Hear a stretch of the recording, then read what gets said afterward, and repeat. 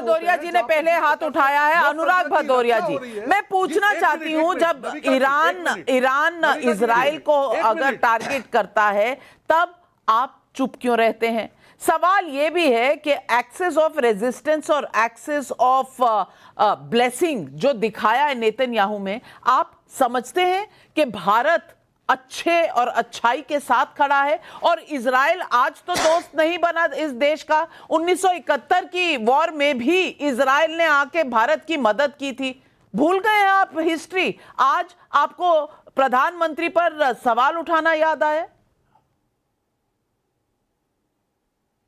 देखिए, भारतीय जनता पार्टी पे सवाल इस बात के लिए उठ रहा है कि भारतीय जनता पार्टी मणिपुर के बारे में मां बोलने से डरती क्यों है। सवाल इस बात उठ रहा है कि आपका माननीय सर्वोच्च न्यायालय का आदेश आया कि आप बुलडोजर को आप क्यों इसका दुरुपयोग कर रहे थे? बताइए, आप किसी को दोषी आरोप लगाने पे उसका घर तोड़ दे रहे थे। एक का घर तोड़ रहे, बगल वाला, एक जिसका घर तोड़ रहे इलीगल, बगल वाला लीगल हो गया। तो इस पे आवाज नहीं उठनी चाहिए? आवाज नहीं उठनी चाहिए कि आपने अकबरनगर लखनऊ के अंदर में पूरा बुलडोज कर दिया, जमीन दोज कर दिया? क्यों कर दिया आपने भाई? किस बात पे कर दिया? क्योंकि आपने बिजली कनेक्शन आपने दिया, पानी इलेक्ट्रिक कनेक्शन आपने दिया, वोटर आईडी आपने बनवाया, रजिस्ट्री आपने की, उसके बाद उनका वोट आपने लिया, वोट लीगल। उसके बाद जब वोट मिल गया, सरकार बन गई, तो पूरा आपने कॉलोनी गिरा दी। अच्छा चलिए, आपने अकबरनगर गिरा दिया, बुलडोजर आगे बढ़ा ही नहीं। उसके बाद वो पंतनगर जाते जाते उसका डीजल खत्म हो गया। तो क्या एक कॉलोनी लीगल इलीगल और एक कॉलोनी इलीगल हो जाती है? तो माननीय सर्वोच्च न्यायालय ने बोला ना कि भाई ये जो बुलडोजर है किसी को दोषी और आरोपित होने पर नहीं चलाना चाहिए, क्योंकि अनुराग भदौरिया जी, क्या हाल हो गया है समाजवादी पार्टी के प्रवक्ता का? आपके नेताजी कभी देश के रक्षा मंत्री थे, आज आप वहां मिडिल ईस्ट पर कोई लफ्ज बोलने के लिए राजी ही नहीं है। आप मणिपुर पर आ गए, फिर बुलडोजर पर आ गए, लेकिन इजराइल के ऊपर बोलती आपकी बंद क्यों है? अभिजीत अय्यर मित्रा जी, ये ऐसी कौन सी मजबूरी है जो मणिपुर से बुलडोजर से लेकर अतिक्रमण पर आकर रुक जाती है और कभी भी इनको इजराइल पर कुछ बोलने नहीं देती? देखिए, ये बेसिकली ये आतंकवादी समर्थक हैं, ये फैक्ट है। तो जब भी आप इसको हाईलाइट करते हैं, नविका जी मैं बात करूंगा, ये बात करेंगे, आप बताइए। आप अनुराग भदौरिया जी को तो जानते हैं। मैं बोलूं?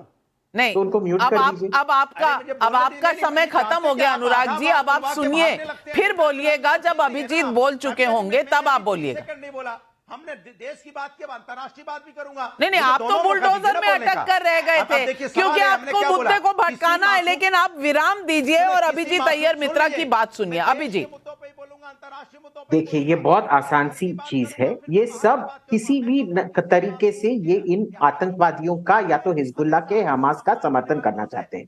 पर जब इनसे पूछा जाता है, ये हर चीज ले आते हैं। मणिपुर का इश्यू ले आएंगे, फिर कहीं और का इश्यू ले आएंगे, काजीरंगा में गैंडे क्यों कम हो रहे हैं वो ले आएंगे, चाय का दाम क्यों बढ़ रहा है ये ले आएंगे, हर चीज पे बात करेंगे। पर ये नहीं बात करेंगे 7 अक्टूबर को क्या गाजा का एक भी ऑक्यूपाइड था? नहीं। तो किस चीज का रेजिस्टेंस था? जब औरतों को का बलात्कार किया गया और उनको बेरहमी से मारा गया, जिंदा चला गया, और उनके लाश सब आके गाजा में आके बहुत बड़ा सेलिब्रेशन हुआ और पूरा गाजा निकल के उसको उस दिवस को सेलिब्रेट कर रहा था। अब इनको नहीं लगा ये सब मासूम है? क्या कोई मासूम इंसान ऐसे सेलिब्रेट करता है, इतने बेरहमी से किसी को मारना? दूसरा, जब हिजबुल्लाह 9001 साल से 9000 रॉकेट फेंकता रहा इजराइल पे, तब ये मुंह नहीं खोलते हैं। पर जब इनका कंस्टिट्यूएंसी का जब ये होता है, तब ये मुंह खोलते हैं। सभी को पता है सापा को कौन वोट देता है। कांग्रेस पार्टी ने सिर्फ देश के बारे में क्यों नहीं सोचा? क्यों इजराइल को ले आए बीच में? पाकिस्तान के साथ लड़ाई करनी थी तो क्यों इजराइल को ले आए? ये किस तरह की बेतुकी सी बातें, यहाँ किस तरह के यहाँ पर आर्ग्यूमेंट्स दिए जा रहे हैं? आपकी समझ में कुछ आ रहा है? मेरी समझ में सिर्फ इतना आ रहा है नाविका जी कि जब भी आप आतंकवाद की बात कर रहे हैं, तब भी यहाँ पे जितने हमारे साथी बैठे हैं उनके लिए तुष्टीकरण ज्यादा इंपॉर्टेंट है, आतंकवाद इंपॉर्टेंट है। मैं आपको ये बहुत गहरी बात बोल रहा हूँ। आपने घूम फिर के सवाल पूछा कि इजराइल के जो लोगों के खिलाफ वो आतंकवाद है कि नहीं। अरे सब लोग मरते हैं, अरे अब वो तो बात सही है ना, और ये देश ने भी कहा, मोदी जी ने भी कहा कि जो पैलेस्टाइन में हुआ वो भी ठीक नहीं है, सिविलियन के ऊपर हमला नहीं होनी चाहिए, पर आतंकवाद का कोई डर नहीं होता। जब तक विपक्ष ये बात नहीं समझेगा तब तक आतंकवाद के खिलाफ की लड़ाई वो ठीक से नहीं लड़ सकते। और इसीलिए जम्मू कश्मीर में जब आतंकवाद था, जब इनका शासन था, आतंकवाद का ये लोग कभी भी सफाया नहीं कर पाए, क्योंकि तुष्टिकरण बीच में आता था। और आतंकियों में आप फर्क समझ जाइए लोकेश जिंदल जी, कहां आतंकवाद हो रहा है, कहां आतंकी हैं, किसको आतंक कहते हैं, किसको आतंकवादी कहते हैं, शायद इस देश की राजनीतिक दलों को समझना पड़ेगा। लेकिन पब्लिक के सवाल आ रहे हैं। डॉक्टर नरेश चंद्र शुक्ला का हरदोई उत्तर प्रदेश से सवाल है, इजराइल और लेबनान में कुछ हुआ तो भारत में एक पक्ष में मातम क्यों मच रहा है, लेकिन बांग्लादेश में हिंदुओं पर हुआ अत्याचार क्यों नहीं दिखता? अनुराग भदौरिया जी जवाब देंगे? देखिए, मैं आपको साफ बता रहा हूं, जहां मैंने कहा ना, हिंदुस्तान शांतिप्रिय देश है, महात्मा गांधी का देश है, अहिंसा का देश है। किसी मासूम के ऊपर में कोई भी हमला होगा तो हिंदुस्तान उसको बर्दाश्त नहीं करता। हम आतंकवाद के खिलाफ हमेशा से रहे। लेकिन आज बड़ा आश्चर्य लगा, नावेका जी आपने बोला, एक हमारे पैनलिस्ट से बड़ा उन्होंने पंडित जवाहरलाल नेहरू जी की बात की, अटल बिहारी वाजपेयी जी की बात की, तो आप कह रहे इतना पीछे कहां से आ रहे हो? अरे भैया, बीजेपी तो पीछे ही नहीं रही है, 1947 से आगे नहीं बढ़ते।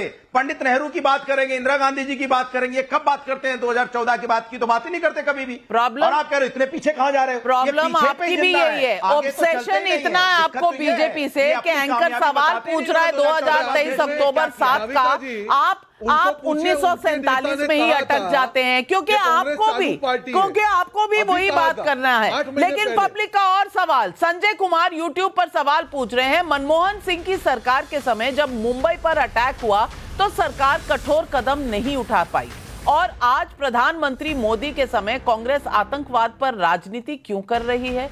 लोकेश जिंदल जी जवाब दीजिए।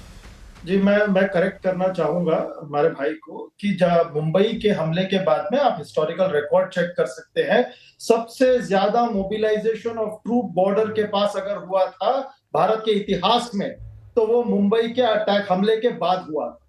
और हम पूरी तरह से तैयार थे कि जब अगर भारत की सुरक्षा पर प्रश्न उठता तो भारत उठ चुका था लोकेश जिंदल जी। और फनी मेजर तब के एयर चीफ को आपने पढ़ा नहीं, उन्होंने किताब में लिखा कि वो परमिशन मांगते रहे, फोन कभी आया नहीं। रोहन गुप्ता जी, क्या मैं गलत बोल रही हूं? फॉर्मर एयरफोर्स चीफ क्या गलत बोल रहे थे? नविका जी, हमला हो चुका था। देखिए नविका जी, आतंकवाद की लड़ाई में कोई मर्सी नहीं होनी चाहिए। जब देश के दुश्मन देश के ऊपर हमला करते हैं तब सबको खड़े होकर उसको खदेड़ना है, और यही हुआ। सर्जिकल स्ट्राइक को हर जगह पे ये सरकार ने किया, और जम्मू कश्मीर में आज आतंकवाद की रीढ़ की हड्डी तोड़ दी। और जिस प्रकार से शांतिपूर्ण तरीके चुनाव हुए, चैलेंजेस 60 साल में ये लोग करवा पाए, क्योंकि उनको हुर्रियत से डरना था, उनको डर लगता था।